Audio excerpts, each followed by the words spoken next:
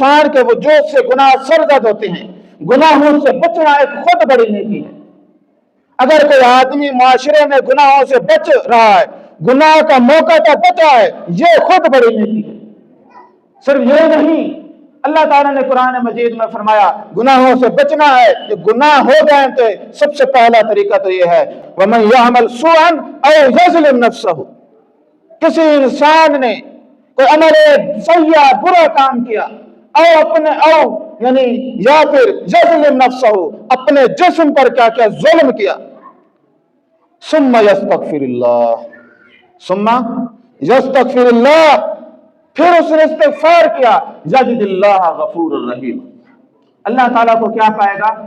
غفور الرحیم پائے گا۔